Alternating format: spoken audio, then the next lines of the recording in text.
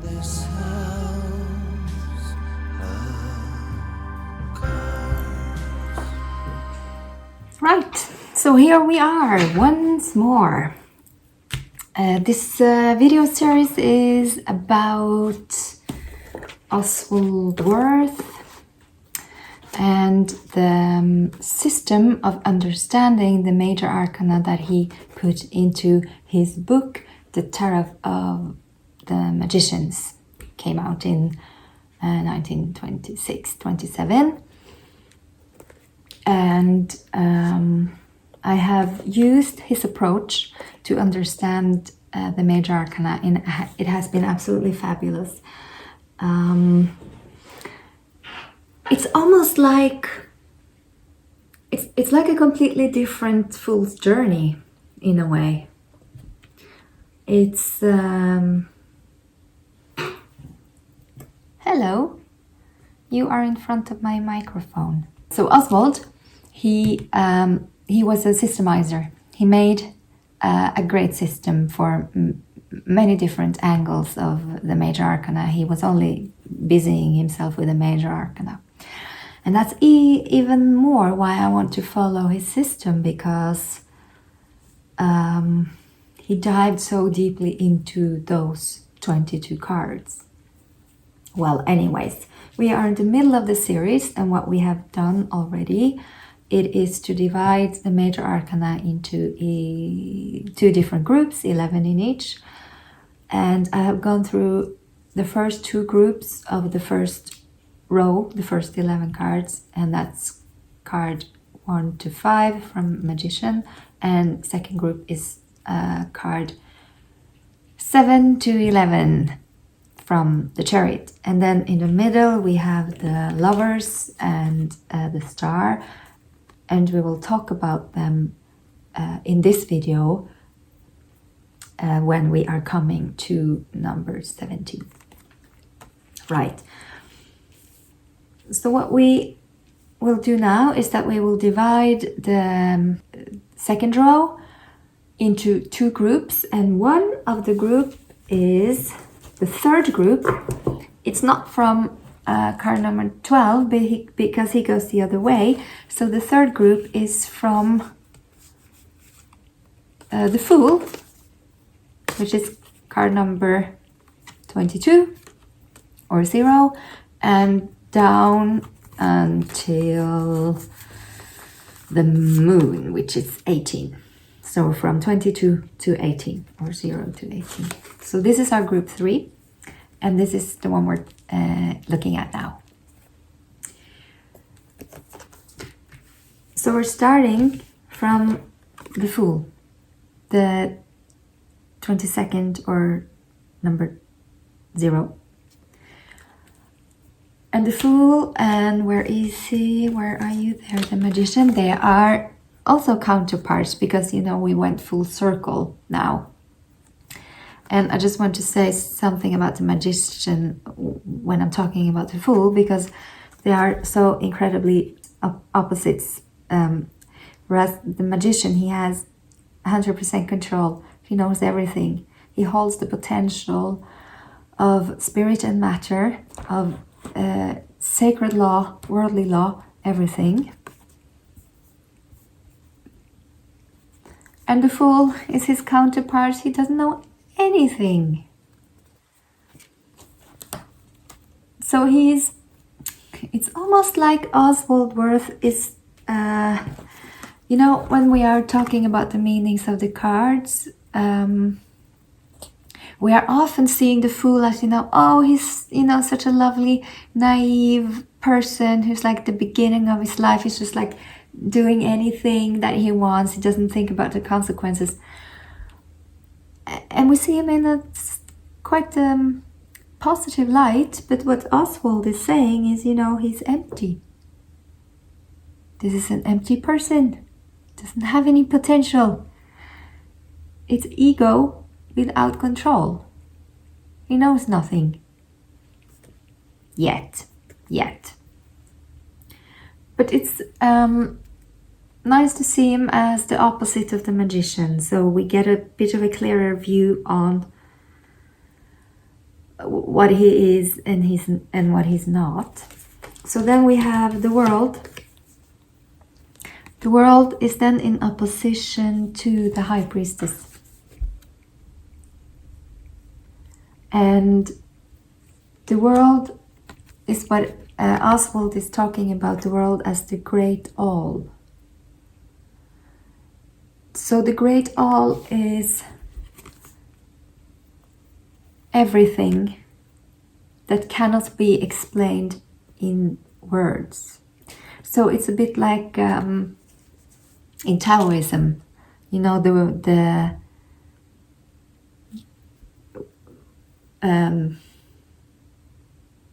something that has no name. Can't remember at the moment, but it's like naming what cannot be named. So the world is too much to explain in words. So it's the universal knowledge, it's the knowledge and the insight of what the universe is all about. And it's like she is also what the universe is all about. The hidden, the intuitive. She's also what cannot be described in words. Only she is in the beginning, in the potential, and this group we are talking about now, it's like the result, in a way.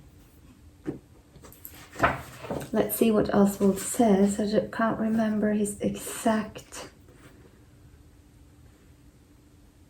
words, but he says, study, internalizing it, and really getting to know it from a more knowledgeable perspective. Because let's remember, this is the last ones in the Arcana, the last cards.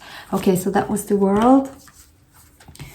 And then we have Judgment, which is number 20. So Judgment, in how Oswald sees it, it's the eternal life. And as we can see in the cards, that is exactly what it is.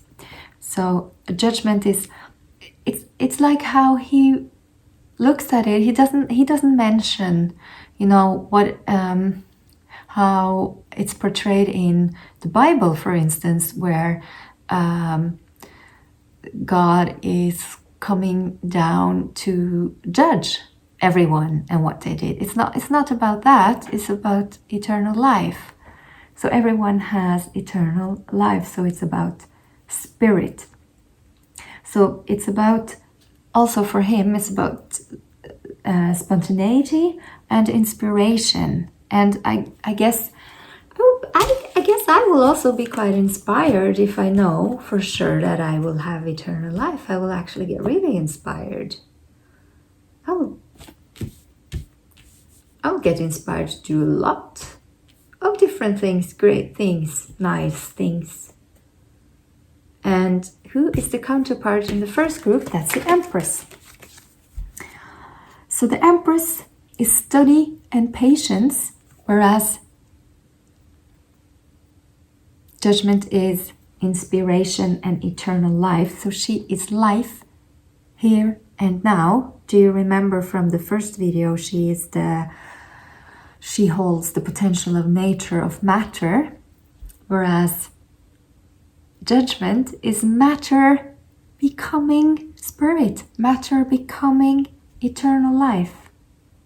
So life, eternal life. Then we have the Sun, and I love the Sun. I love this pair.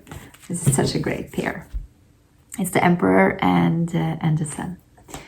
And the Sun is pure light. So the sun to me is God. And I believe that that's somehow how Oswald saw it too. So the Sun is the ultimate source of life. It's spirit. It's the sort of spiritual light and genius. So when judgment was inspiration and eternal life, so this is the source of life, so genius. So what is fun about this couple?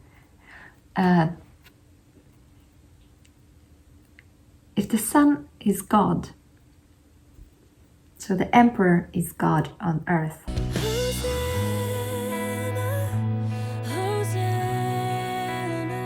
God on earth. God. Real God.